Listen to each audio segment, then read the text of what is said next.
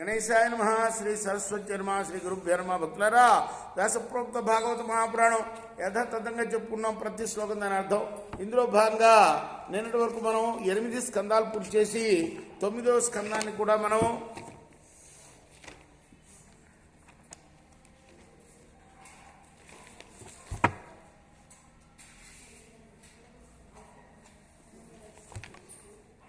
ఇరవై 4 భాగాలుగా చెప్పుకున్నాం.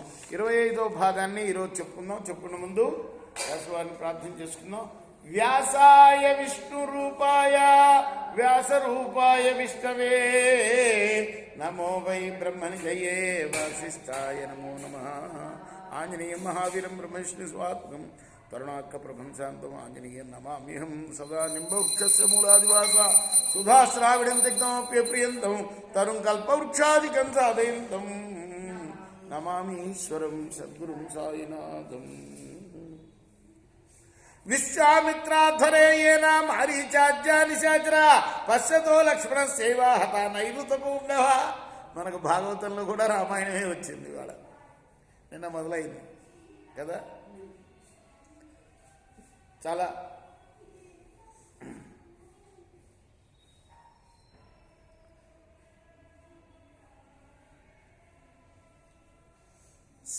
సూక్ష్మంగా చెప్తున్నారు రామాయణంలో. ఎవరికి ఎవరు చెప్తున్నారు? సుఖ మహాయోగి పరీక్షన్ మహారాజు. విశ్వామిత్రాధ్వరేయేన మారీచాజ్యానిశాచర పశ్యతో లక్ష్మణ సేవా హత నైరుత పుంగవ. శ్రీరాముడు యాగరక్షణ కోసం విశ్వామిత్ర మహర్షి వెంట వెళుతూ మార్గమధ్యంలో దుర్మార్గురాలైన తాటక అనే రాక్షసిని వధించాడు.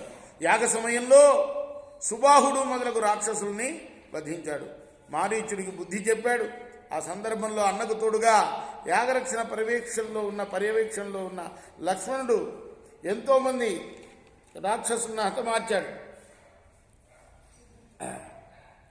యో లోక వీర సమితో ధనురైషముగ్రం సీతా స్వయంవర గృహే త్రిశతోపనీతం ఆదాయ బాలగజలీల ఇవేక్షుయష్టిం సజ్జీకృత నృప వికృష్య భంజ మధ్యే.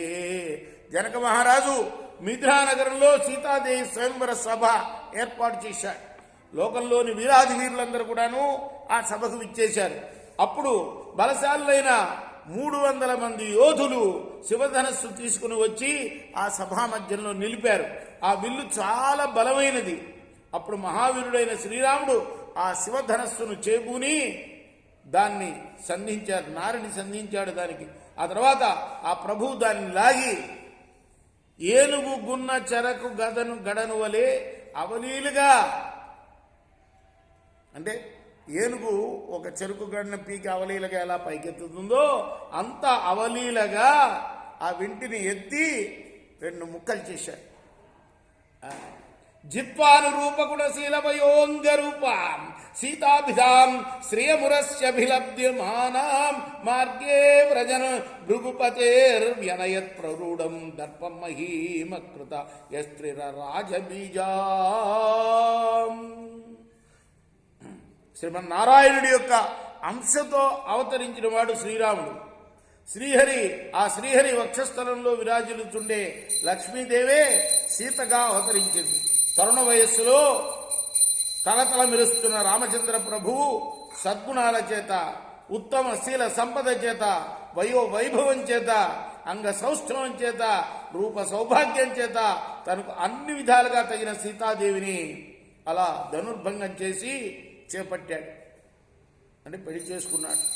ఆ సీతాదేవితో కూడి సపరివారంగా మిథిల నుండి అయోధ్యకు వెళుతున్నప్పుడు మార్గ మధ్యంలో ఆ ప్రభువును పరశురాముడు నిరవరించాడు.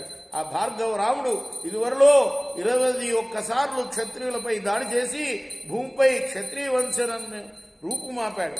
అటువంటి గర్వంతో ఒప్పుతున్న భార్గవుడు తనను అడ్డగింపగా రఘువీరుడు ఆ మహామహిమలో పాతుకొని ఉన్న దర్పాన్ని నిర్మూలించాడు. ఆ తర్వాత యః సత్యపాశ పరివీత పితుర్నిదేశం స్త్రైణస్య చాపి శిరసా జగృహే సభార్య రాజ్యం శ్రియం ప్రణయన సుహృదో నివాసం చక్వాయయో వనమసూనివ ముక్త సంగ. తన తండ్రి కైకేయికి ఇచ్చిన మాటని నిలబెట్టడం కోసం వనాలకు వెళ్ళాడు రాముడు. తన ఆ మహారాజు ఎవరు, దశరథ మహారాజు, కైకేయి ప్రభావానికి లోనై ఉన్నా కూడా అతడు తన తండ్రిని సంధుణ్ణి గావించడం కోసం ఆయన ఆదేశాన్ని శిరసా వహించాడు. సర్వసంగ పరిత్యాగి అతడు రాజ్య సంపదల్ని, సకల సంపదల్ని, తనకు ఆత్మీయులైన బంధువుల్ని, భవనాల్ని పరిచయించి భార్యాసహితుడై వనానికి వెళ్ళాడు. రేపు మనం